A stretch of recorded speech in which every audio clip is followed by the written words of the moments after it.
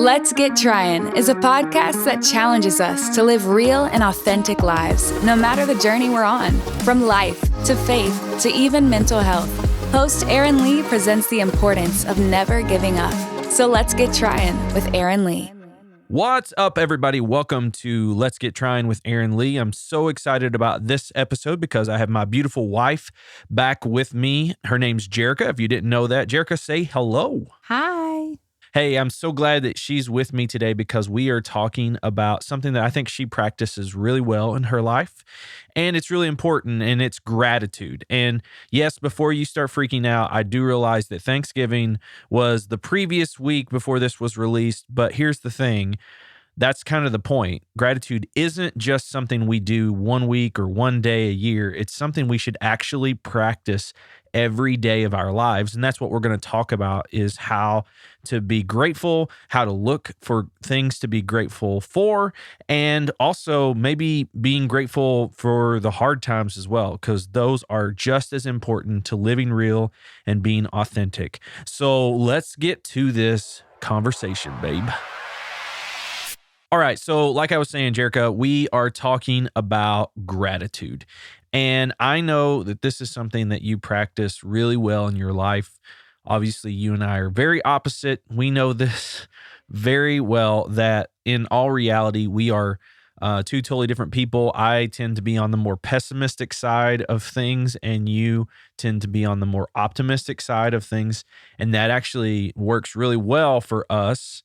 But I just feel like gratitude is something that we all need to learn how to do, whether we're pessimistic or optimistic.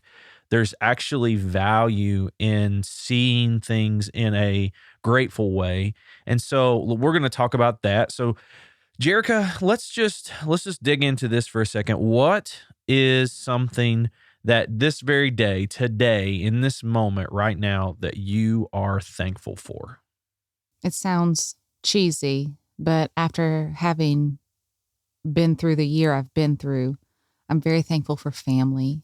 Mm-hmm. I'm very thankful for people that love you, whether you're good or not good. And your sister messaged me today. I told her I was sorry that I wasn't okay this weekend because of missing my mom. You know, this was our first Thanksgiving without her. And so it's affected me. So I wanted to apologize to your sister that I wasn't who I normally am. And she had the most beautiful response of, that's what family's for. You know, we love each other when we're okay and when we're not okay. And she even said, because we all are never okay. Yeah. And that's so true. And I love that about family. You get the good, the bad, the ugly, but it is a safe place to land. No matter what you're walking through, there's comfort in knowing that people have your back. Yeah, and for context, Jerrica lost her mom back in April of this year. It has been, on top of everything going on in 2020, it has been probably the hardest year of our lives and our marriage, of course. But I know for Jerrica, it's been a really hard season. So to have gratitude and thankfulness in this time is really important for what she's been going through and what I think all of us need to have in everyday lives. So especially in this year when it feels like things are so hard, whether you've lost a job this year, whether you've lost a family member this year, or whether it's just the break of normalcy that is, really messing with you. We have to find ways to be grateful, because if we don't, our minds turn us to the negative things, and then that's all we focus on. And it takes us down a path of darkness. It takes us down a path of pain and destruction. And loneliness. Yeah, absolutely. And loneliness. And that is so, that's such a terrible thing for us to live in. And so that's why it's so important for us to live this lifestyle of gratitude. So let's turn that, just keep going with that for a moment. Why do you feel like it's important to have people around you that support you, and how does that make you even more grateful? So I love being around people in general. I'm just that type of person that energizes me, being around other people.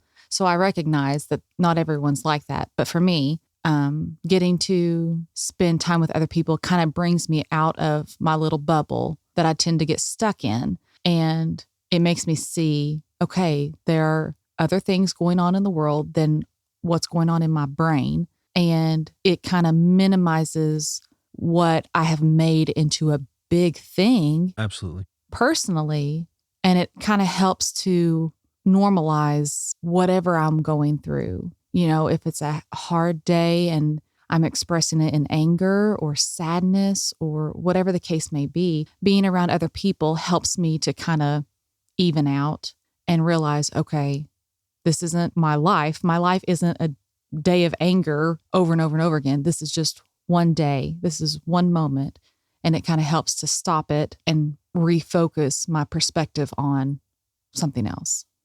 I've learned in this year how important it is to just share what's going on in my life or in my mind or in my heart more than I ever have, because, in previous years, I was just so focused on the idea of white knuckling my way through life and feeling like I would seem weak if I shared that with someone else, or if I talked about my struggles, people would judge me, which some do, but I feel like more often there's people that actually need to hear what I'm going through or is feeling the same thing. And so I think it's important that to have a mindset of gratitude, it's living this authentic life and not being afraid to being connected to other people. Yeah. And what I have found for myself is in the past, I have felt like before I opened up to someone about something I was struggling with, I had to have a solution too,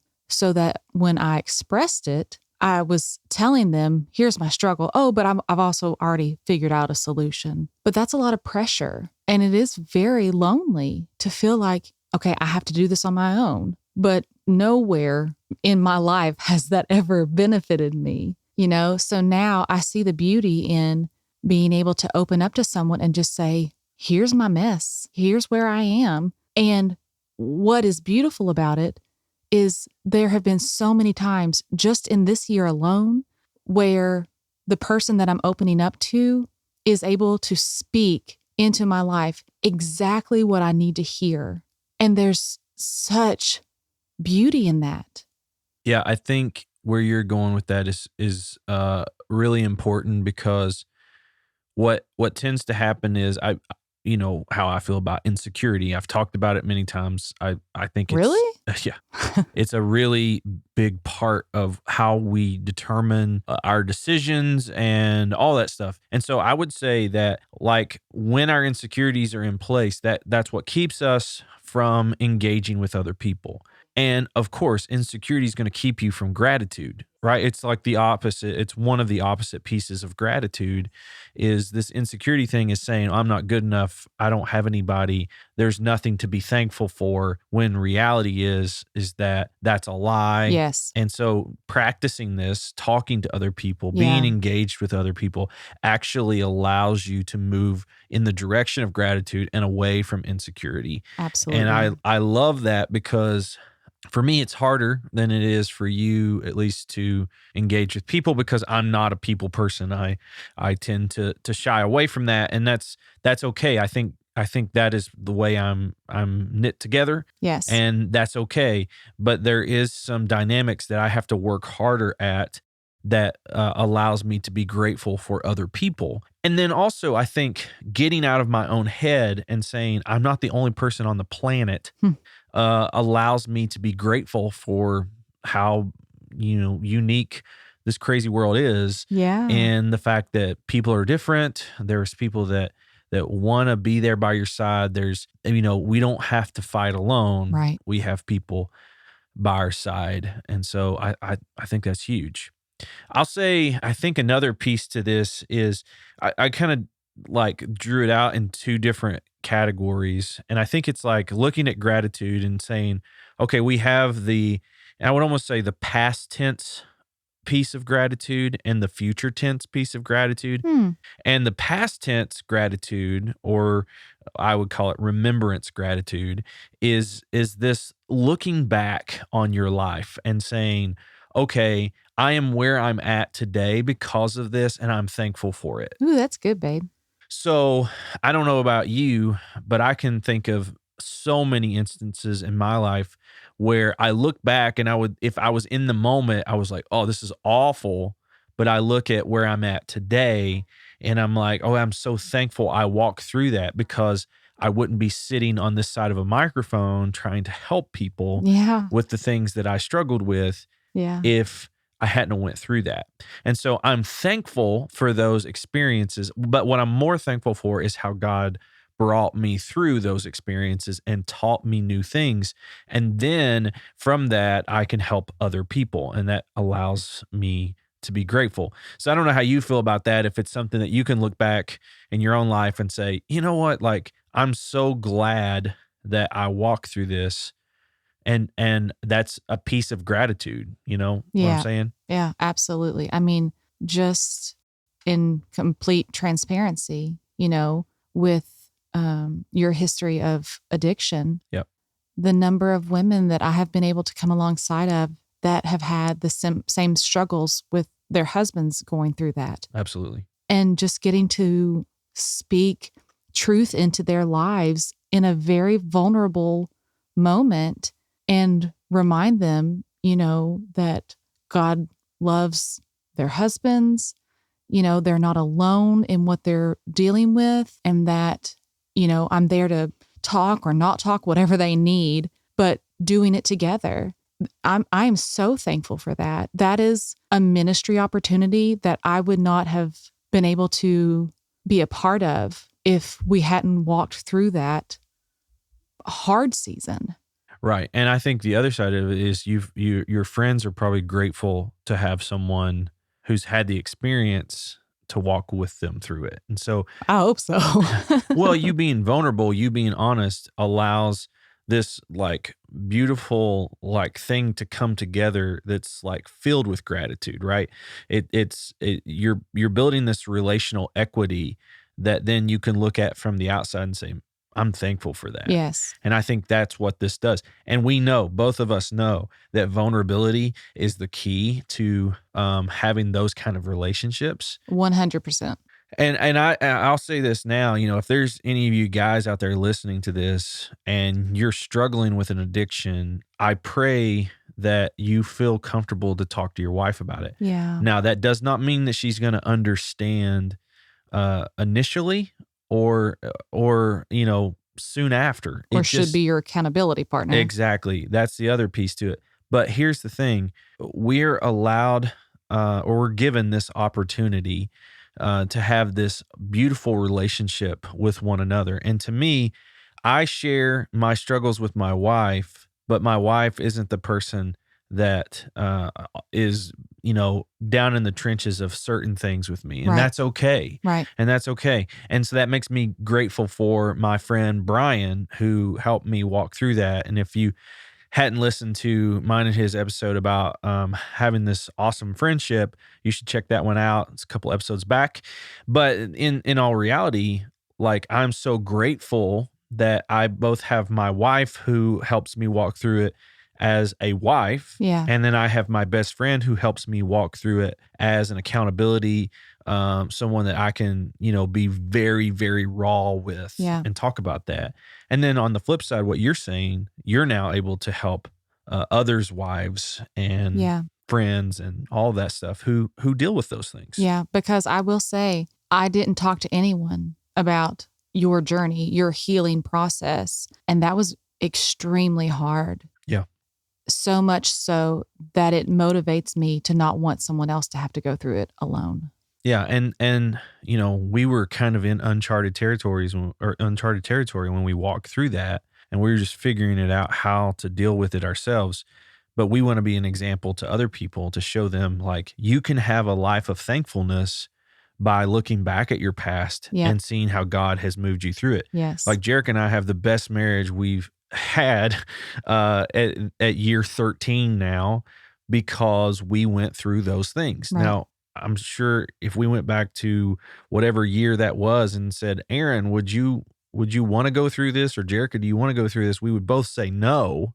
But looking back, we can see that we have a lot to be thankful for. We're able to sit here and talk about this. And hopefully some of you that are listening feel connected to this, feel drawn in by this, because you're feeling that weight, you're feeling that isolation, and to help you see a path forward, to have some help on the way, that's powerful. And that's really important. So remembrance, another piece to remembrance gratitude in my mind is, okay, so I think about my grandmother, my mama. I gotta say it the right way. My mama was the first person to show me Jesus, like really show me Jesus. I mean, she is the epitome of a devout person who just has a relationship with Jesus, walks with Jesus. And, I hope that I grow to be more like her every day. But I look at her life, and thankfully she's still alive. So I get to experience new things with her. But looking at her life, I'm thankful that I had someone who invested in me like that. And so it's not always the negative things you go through, but it's also the people that you went through these things in your life. And so if you can look back and say, oh, I'm so thankful that my mama taught me about Jesus, I'll get redneck on it because I'm from the hills. But that is so important. And you know what I love? What do you love, Jerrica? Stop. Other than me? Jesus. All right. I love that when you first started talking about her, you said she showed you Jesus, not that she told you. Right. It was her actions. I love that. And that is the little pieces that I think for all of us, being able to, okay, sit down even. Like this might be a practical application. Sit down and write down some milestone relationships you had in your life. And what were the key things that you walked away from that, I can say my mom, my youth pastor. There's all sorts of people in my life that have been influential on where I am today. And I can't help but, sit here and think about them and how I'm where I'm at because of them. And so I'm grateful for that. So a part of remembrance gratitude is looking back on the relationships that help build you to be who you are. I love that. So on the flip side is kind of, I don't have the best term for, but like not futuristic gratitude, because that would be a weird word. But future gratitude or hopeful gratitude is probably another way to put it. Hopeful, I like that. Hopeful gratitude, let's go with that one, is actually looking ahead and being thankful that, the simplest form is that Jesus died for us and that one day we will join him in heaven and we will be away from all this pain, all this division, all this hate, and there'll be peace. Yeah. And to me, that, like, I can look at that and say, man, I am thankful I have something to look forward to. Yeah. And so that's how it's different, is you're looking forward.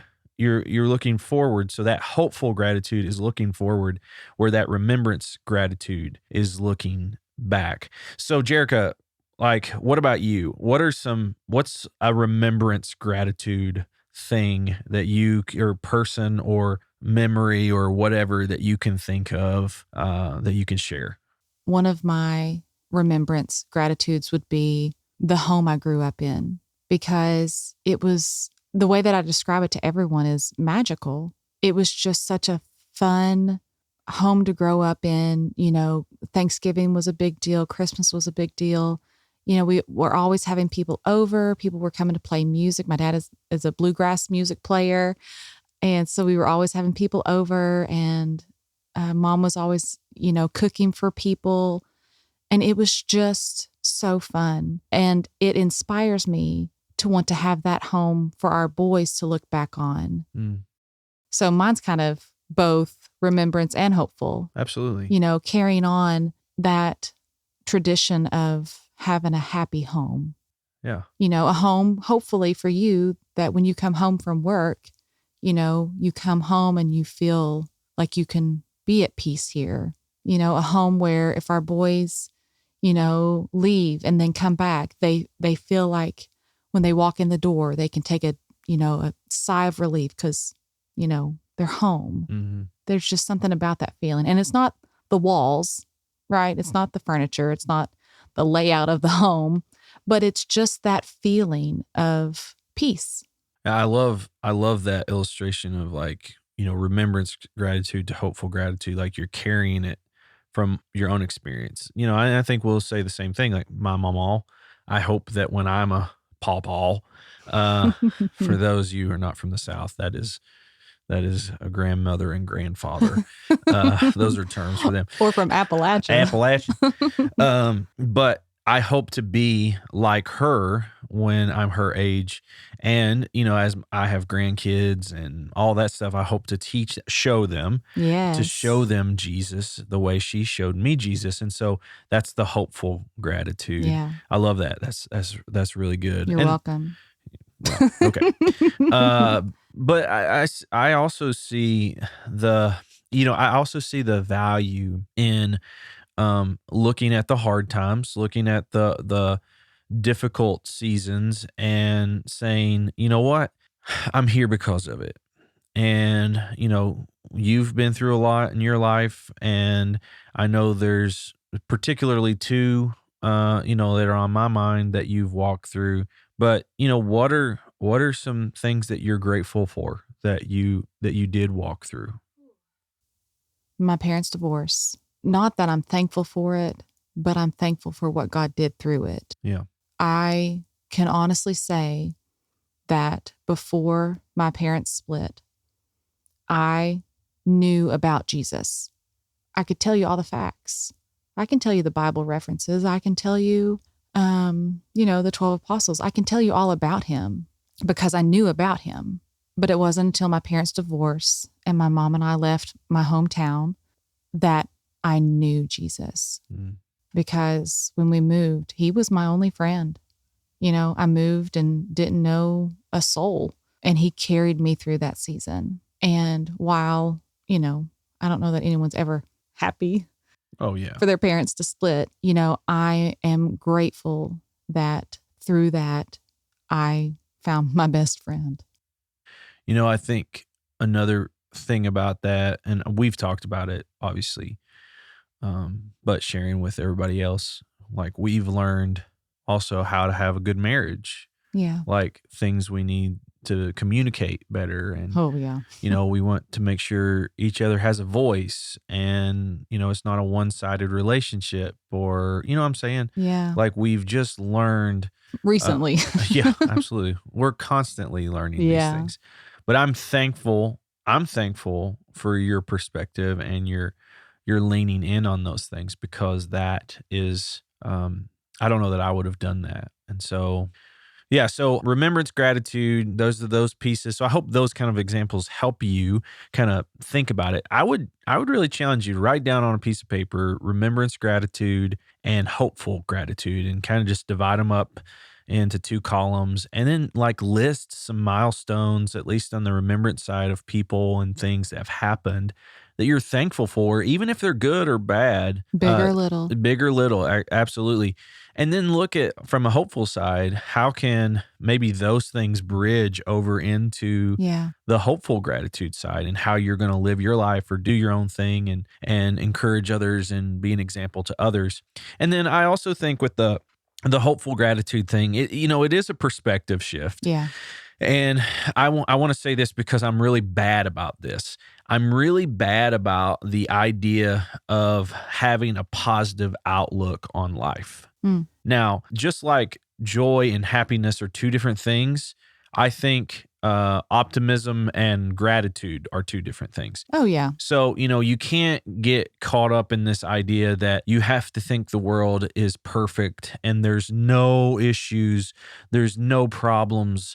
We should have a positive, energy all the time, all that stuff. No, that's bull. And why I say that is because I, as a person that tends to look at things and see the negative side of them, I know how important it is for me to turn that and see the positive or see opportunity from it. And so I would say every day we need to look at those things that in the moment, capture those moments, take every thought captive, like Paul tells us, and allow Christ to show us, like, hey, there is something greater going on here, and that's, the Lord is working in that way. And so I think for me, I need to be able to see the things that are going on. And Jerrica knows this. Like, one particular thing today I've just been wrestling with mentally, and it's just frustrating me so much. And I just keep leaning to the negative side of it. And, I have to see that there's something greater going on at work, and it's maybe not going to benefit me in the way I think. And that just means we got to change our perspective, because a lot of times we have expectations, and those expectations are never going to be met.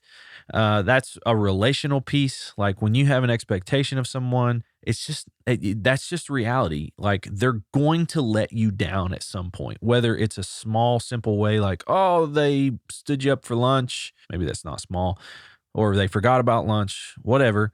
Or maybe they really hurt you, broke your trust in some deep and hurtful way. The thing is, though, is that we have to be able to take moments captive and allow the Lord to teach us and mold us in new ways through it. I think that's a daily practice to have gratitude. Yeah. So, here's a couple of things I want to throw out. Like, here's some questions. I found this website, and it's from Seven Summit Pathways. It's a treatment and recovery center. Now, I'm saying this completely unresearched, that I don't know what they believe. I don't know what it's all about. But some of the questions I found in an article on their website was super great. And I want to share a couple of those with you as practical applications. And maybe Jerrica will pick one that both you and I can maybe share our answer to. And this is right up my alley. I love asking people questions. Yeah. Here's one question. What have others done in your life that you're grateful for? All right, here's another one. Who is someone that really listens when you talk, and how does that affect you? Another one is, what's a stressor you're grateful to have put behind you this year? That's a good one for this year. Absolutely. And these are just a few of them, not all of them, but what's a hard lesson that you were grateful to learn? So we talked about that. That's kind of the remembrance piece. What's one thing you enjoyed about your job recently? And so there's all sorts of pieces, and I'll link this article in the show notes so you can check that out. But all right, well, did one of those stand out to you, Jerrica, that you want to answer, or you want me to throw another one? Throw me a new one. Okay, all right. What's something you look forward to in the future? There's your hopeful. Yep. I look forward to the season when we can be friends with our kids. Is that possible? According to, who is it, Andy Stanley? I don't know. Sounds right. They talk about how there's 4 stages of that was parenting. A sermon I heard. Yeah, that was a sermon I heard. It was by a different guy. Oh, okay. Sorry, Andy Stanley. I'm misquoting you. I'm sure he'll take it. I figured he listens daily. So, but they talk about the importance of, the nurturing years, the teaching years, the coaching years, and then the friendship, and how, a lot of times you'll find parents that get the friendship and teaching stages reversed because, they want to be friends with their kids early on, but how your kids really need you to be a disciplinarian. They need a teacher. They need someone that is going to show them right from wrong and then hold them accountable so that they're good people and they're people you want to be friends with when they reach, their 20s or however long it takes to teach them to be good, kind humans. So we're looking forward to that day. Yes. And that's not to say that I want to rush through this season. Yeah. Because it is very true. Even on my most frustrated days with our boys, I love them like crazy. I find myself some days, and you know, whew, I'm done by bedtime. Yeah. It's like, just go to bed. I'm done. Yeah. And what am I doing an hour later? I'm flipping through pictures and videos of them. Yeah. Parenting is weird, man. I'm telling you. It's a great point. It is a really great point. Yeah. So I don't want to rush through this because I know I'll miss it. But it is something for you to look forward to. But it is something to look forward to. It's a hopeful gratitude. I'm going to answer this question. What about today has been better than yesterday? I think that's a really good question because I tend to jumble it all together and say, life sucks. This day is bad. But, I will say that yesterday I felt a lot of anxiety and it was all sorts of things that I could pinpoint that was causing me anxiety. But today I feel more peace. And I find that when I can just be and not be overwhelmed by all sorts of things to do, not be lazy. That's not what I'm saying. I'm just saying I find in those moments, like I can stop like right now. That is better today. I'm thankful that that's better today. All right, Jerrica, we're going to wrap here. And I hope that you listening, that this has been a very helpful conversation for you, because I think so often, especially coming out of Thanksgiving, we just, it's like you threw the turkey in the trash and so did the gratitude go with it. You know what I mean? And I think that we need to keep that gratitude daily. And that's why I felt like, hey, let's talk about this. This is important because it's really valuable to what we're doing. Yeah. One thing I would challenge anyone listening to do is keep a gratitude journal. So I've seen tons of people that do this where, every day you write down one thing and you write it in a notebook or a journal or something like that you can look back on. So in those moments when you are struggling, it's harder to think about the things that you're grateful for sometimes when you're in the thick of anxiety or, loneliness or something like that. But if you have that notebook to go back to and read it, it kind of serves as a reminder to kind of pull you out. So, absolutely. And like the things we talked about, the remembrance. Yes. It's literally remembrance gratitude. Yes. And yeah, that's great. So again, hope this was helpful. As we wrap up today, I just want to challenge you to hit the subscribe button, share this podcast with your friends, your family, on social media, wherever you can to get it out there, just so people can have help in living a real and authentic life. I believe that that is the way God wants us to live. That's the model that Jesus showed to us, and that's the way we want to live our lives. And so the challenge is, let's be real, let's live authentic, and we can do that by being thankful people, by being grateful people. So Jerrica, thanks for being on another episode with me. I love you so much. Thanks for having me. I love you guys. Let's live real, let's be authentic, and let's get trying. Whoop, whoop.